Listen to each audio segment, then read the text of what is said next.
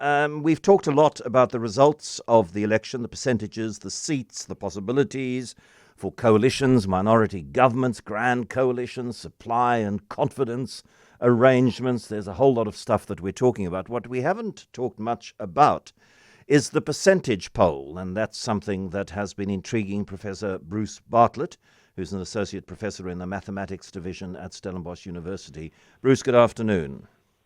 Afternoon, John. The figure that we use when we use a figure for the electoral turnout is 58.5%, because that is the percentage of people who are registered to vote who turned out on the 29th. That's right. That's right. But of course, what we really care about is the number of people who voted divided by the number of people who are eligible to vote. And, that figure is really low. That's somewhere around 42%. And that's the thing that, we really need to worry about.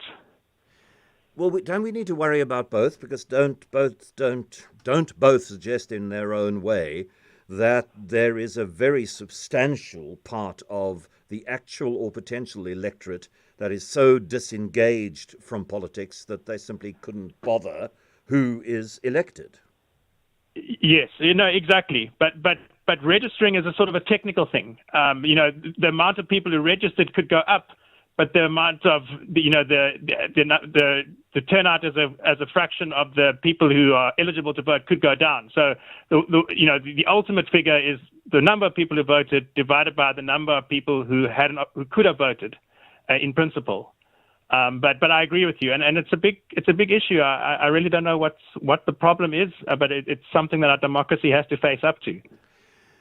The actual percent. I mean, if you define voter turnout as the number of people who voted as a percentage of the number of people who could have voted, it gets down to 40%. You say.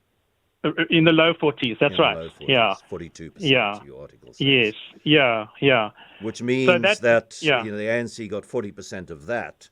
So, the ANC is going to lead a government which has the support of an even lower percentage of the people. Although if you add the DA plus the IFP, if that's the way it goes, or if you add the MKP and EFF, if that's the way it goes, then you get to a government that has the support of somewhere around 2/3 of 42%.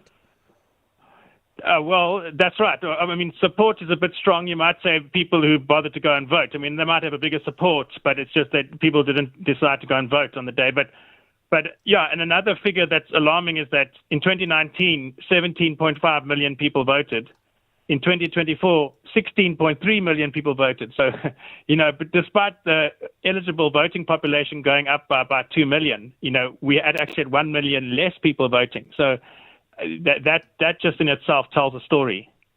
And you're a mathematician, not a political analyst, but my sense, and I'm not an analyst. I'm just a barefoot boy from the Eastern Cape with a thin veneer of urban civilization.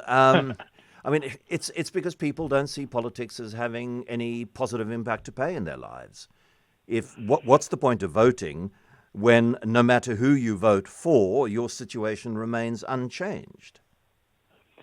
Yeah, I don't know what the issue is, John. I just wish that people would talk about it more. Yeah, maybe because there is this understanding that the reason so few people vote in terms of those who could is because what's to vote for?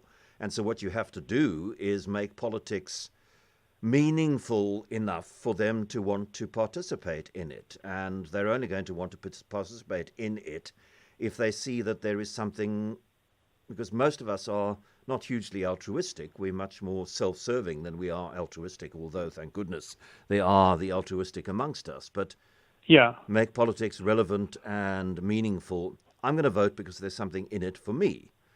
But something else that you've done, Bruce, is have a look at how we stack up against regional neighbors and against other countries in the world. There are a few countries that make it mandatory, compulsory to register and to vote.